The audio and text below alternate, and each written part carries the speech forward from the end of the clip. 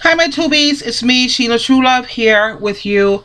And today we are going to. I was listening to something that my favorite, Derek Jackson, and he is talking about should you have a different bank account from your partner, and his viewpoints, which God knows I love his viewpoints a lot of the times, and I agree with most of the things he say.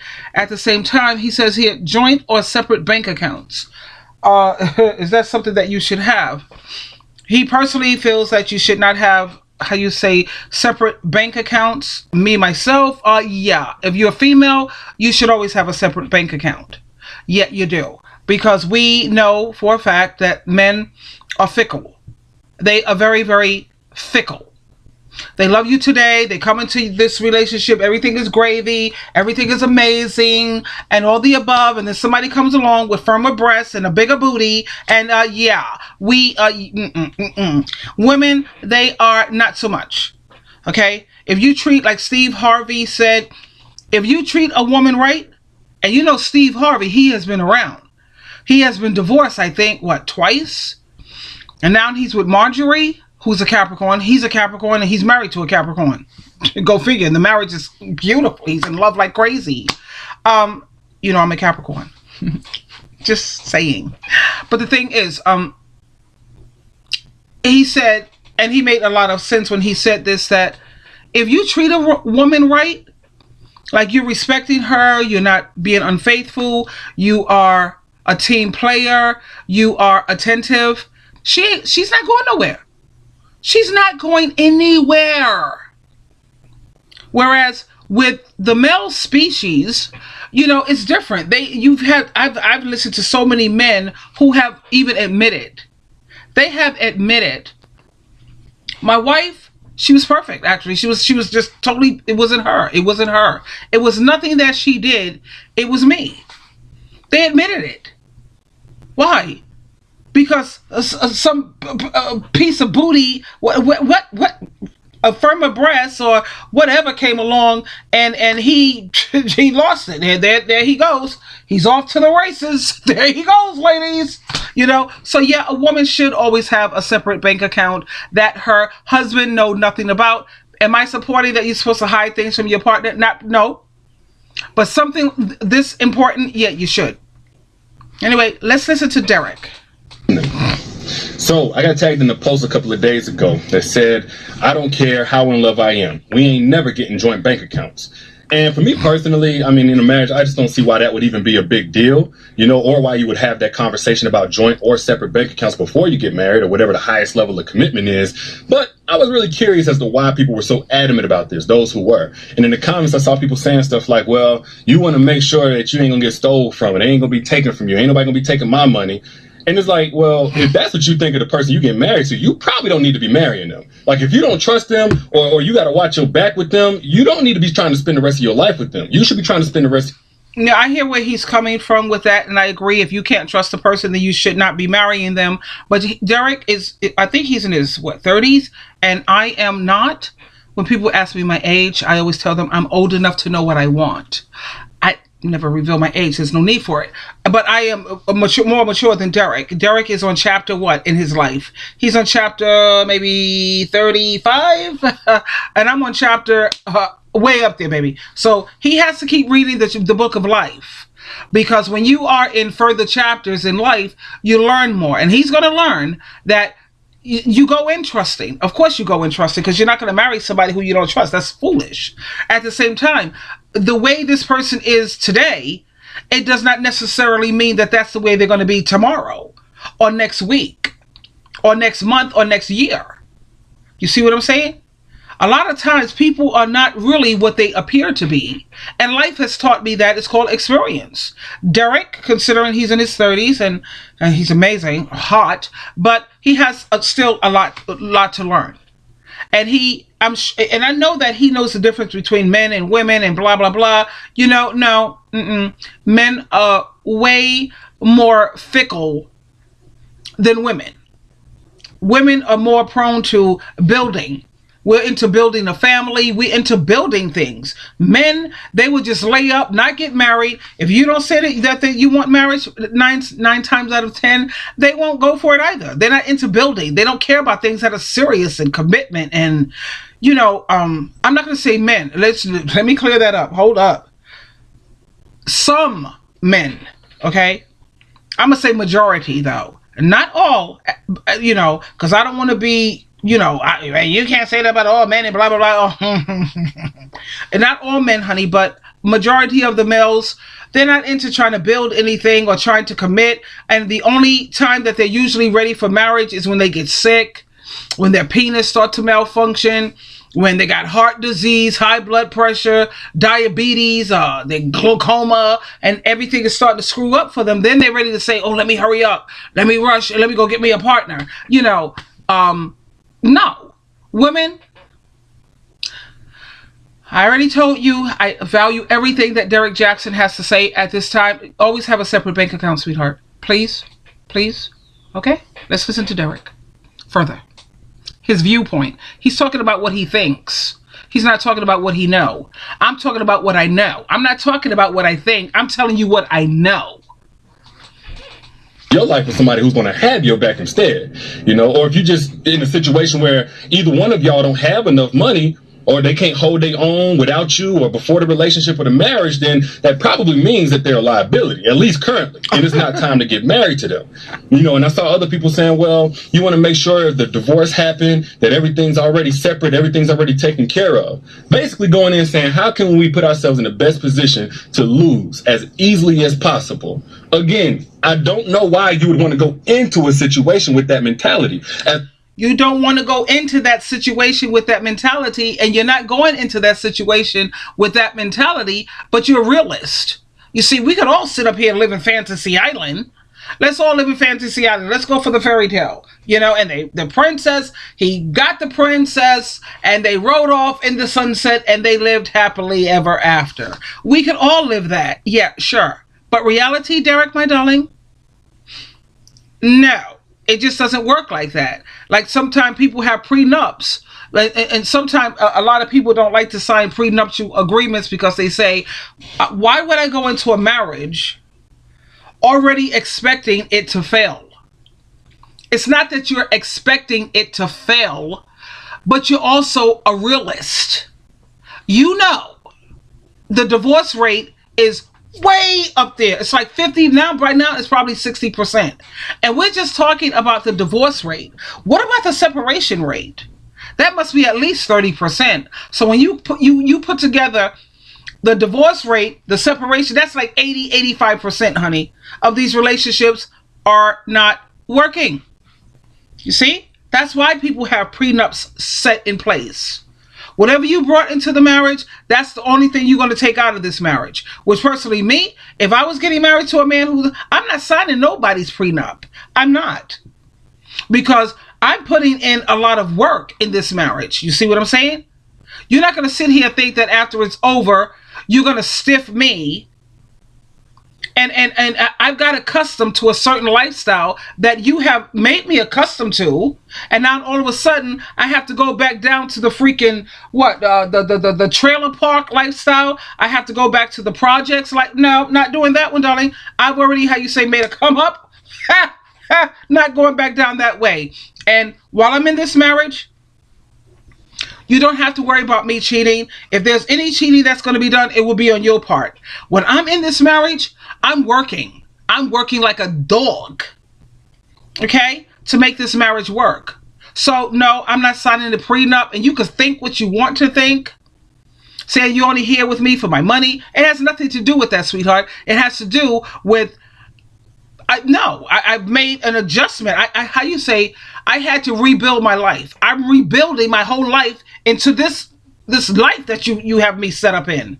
I've grown accustomed to this. Okay?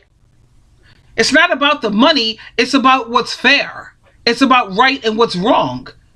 Because if this marriage don't work, it won't be because of me. It's going to be because of you. And because you screw up, I'm supposed to have to pay for it? That's not going to happen, sweetie. So I guess we won't be getting married then. Love you, babe, for real. But I guess we won't be getting married because I am not signing anybody's prenup.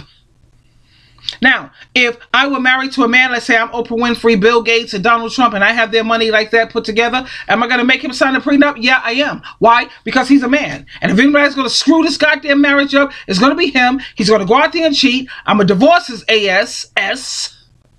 And then you think you like, look at, what is this? What's Wendy? Who screwed up in this marriage? Was it Wendy Williams? No. But yet her husband, he's taking her to court to get half of what she... No, why should she have to pay? Not palimony because they were married. But no, why should she? He screwed up. Made a baby with some other female. He's been cheating on Wendy for 12 years. And now she's supposed to give up half of her earnings. No, why would I? No. When it comes to women, I know you could call it double standard. You could call it what you want to. We live in a world of nothing but double standards when it comes to these men. He sleep around. He's the... I sleep around. I'm supposed to be the whore. But not these days, baby. Men are marrying porno stars.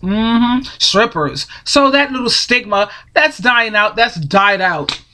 There was a time when a man would never be caught married or hanging out with a prostitute. Now, they're marrying them.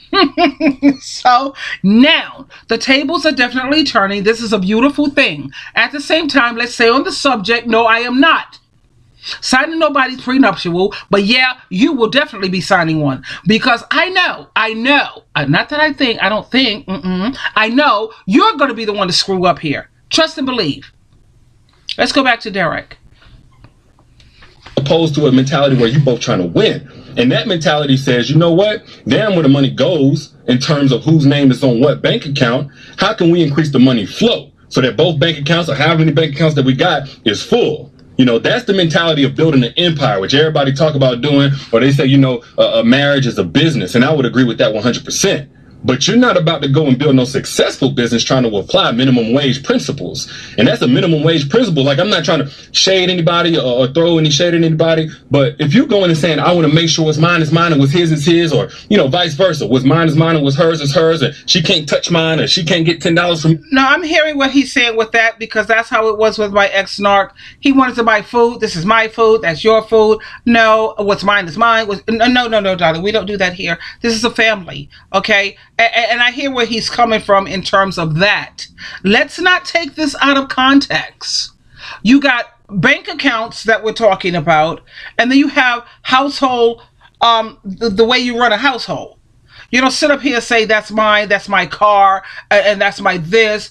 Anytime the wife wants you to take her somewhere, you want her to give you gas money. I don't do no crap like that. My ex-narc, he tried that nonsense. You want me to give you gas money for you to take me someplace? You know what? And I will give you gas money. As long as you give me money when I'm doing your laundry, when I'm cooking your food, when I'm laying up with you, because God knows the sex was trash. He got more out of it than I did. I got, what, a wet behind out of it? That's pretty much all I got out of it. He got all the freaking benefits, so pay me. Okay? And I will put money, give you gas money. When you give me, you know, you pay me for taking care of you. How many surgeries has he had? He had prostate cancer. We had to go through that. He had surgery on his behind with some big old sores or something, what the hell, leaking out with pus and all this. He had his locked bowels. I had to go to the hospital, sit through all that nonsense while he's on a whatever. And he finally released his bowels, and it was stinking up the whole hospital. I sat there watching him freak out and on the toilet. Pay me. Because if we're going to have to start charging prices or charging for things, okay, I hear you. How often did I ask him to take me somewhere in a car? Not often, sweetheart. Not really. But since we're going to go that route, I hear you. There was not a day that went by that this character didn't ask me, can you help me with this? Because remember, he has disability. He has his hand like this, right? So he's always going to need some goddamn help. So, yeah, I can help you. Sure, for $20. Pay me $20, son. You got it. Can you show me how to do this? Sure. Pay me. Can you help me with this? Can you do this for me? No problem, sweetie. I'll be happy to. As soon as I see the money in my account. How about that? Are we good? Oh, okay then. Without me knowing, you're going to get the absolute least financially out of y'all relationship. When you're really building an empire, you say stuff where the conversation is more like, how can we complement each other in terms of our skill sets, in terms of our passions? How can we complement each other to build something that's going to create generational wealth where we can really make 6 or 7 or 8 figures from? How can we do that? How can we spend more productive time together instead of just fucking and cuddling and pillow talking and chilling? How can we spend some time masterminding together, plotting? How can we become great together? And the fairy tale continues. And we read that kind of stuff in the fairy tale book, and he's correct. It should be like that, but it's not. It's not. Okay? When I had my first marriage, I have a son, I have a daughter from my baby daddy. I was a virgin. I got married as a virgin, like everybody told me to do, my mom and the Bible and all that, right? So I got married as a virgin, had my 2 kids from the same daddy and all the above. I believed in my husband more than anything. I would go around and my husband would never cheat on me. My aunts was telling me, Sheila, you don't know men. My mom was telling me, you need to chill with that. You need to stop being so, like trusting like that. I believed in my husband with everything. No, we're married. Marriage is from God. It's sacred. It's holy. It's spiritual. It's come on. We're no longer 2 different separate individuals. We are now one. That's us. And I believed in that with everything. Honey, he cheated on me. He sat out there and cheated on me. Destroyed my world. Of course, my brother, guess where? I ended up in the hospital. Where I was so messed up in my head. I was so messed up in my head when my husband cheated on me because I went into marriage. Oh, come on. Anyway, my brother beat him to he looked like a monster.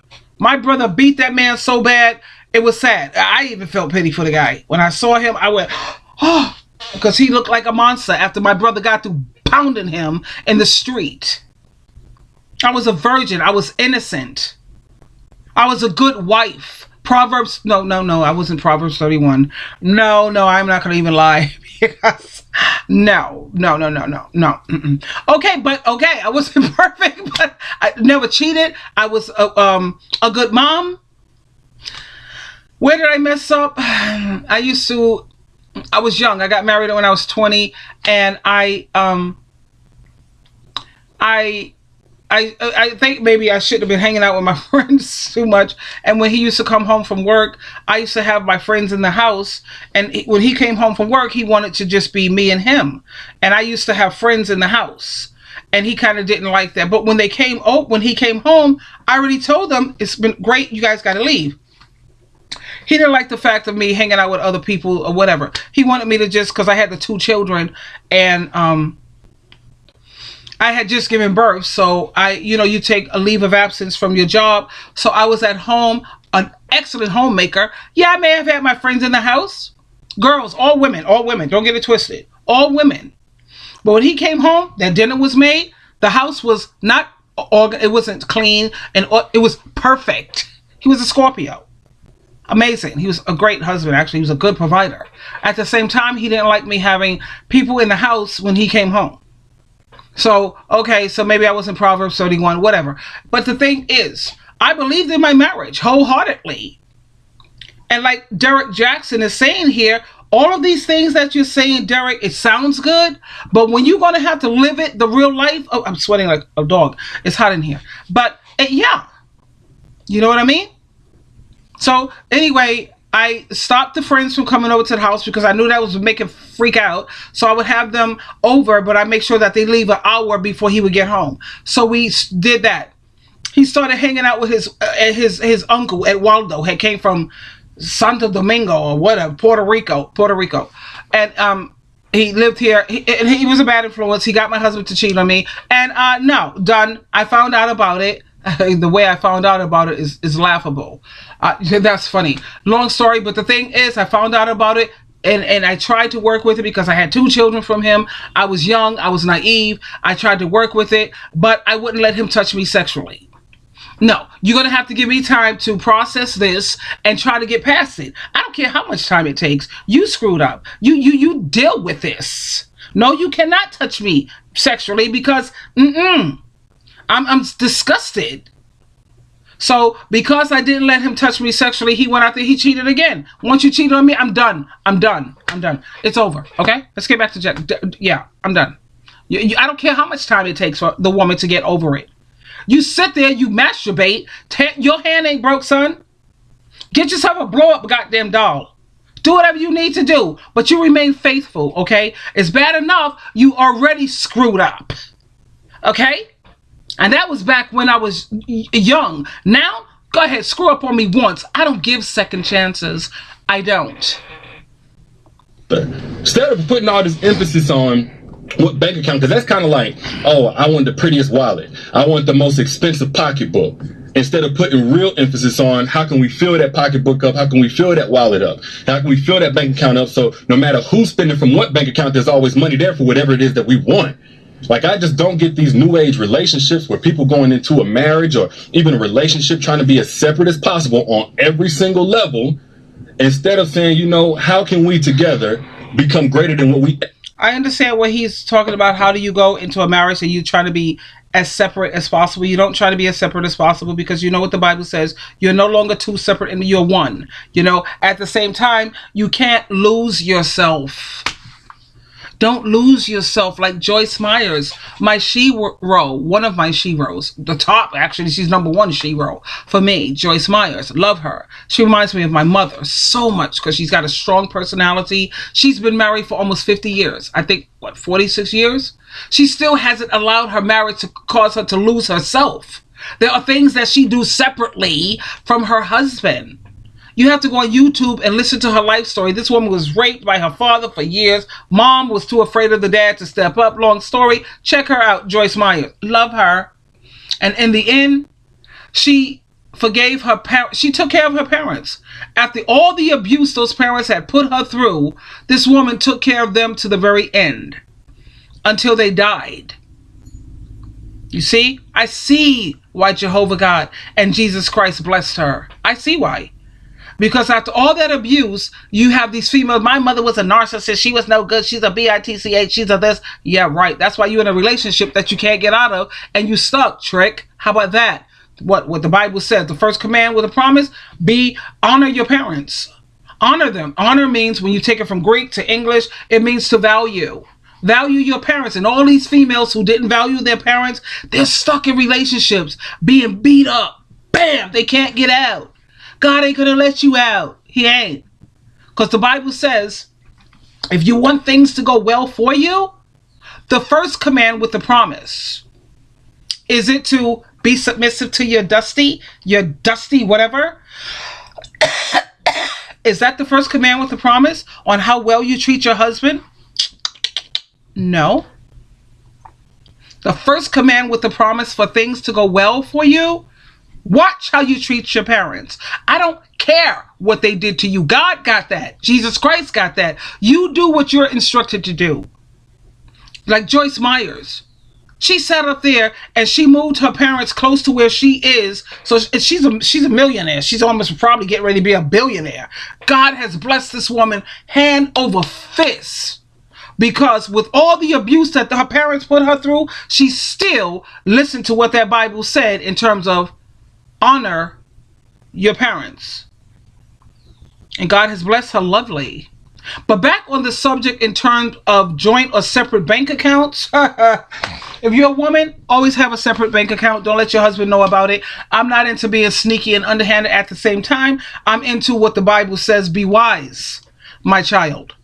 The Bible says to be wise, my child, because that's what makes God's heart rejoice. Don't be foolish. Men are fickle. Men are visual. They care more about what something looks like instead of your heart and the way you carry yourself and the beauty of you as a person. They don't care about all that. They don't. Not really. They say they do. But like I said, look at the porno industry. They don't want good women. The porno industry is $1 billion, almost $1 trillion industry. Prostitution is still alive and well. So that shows and proves men don't really want no damn good women. Not really. So, this is Sheila True Love. Always loving you, as you know. And until next time, we will definitely talk again, darlings. I love you. Bye for now.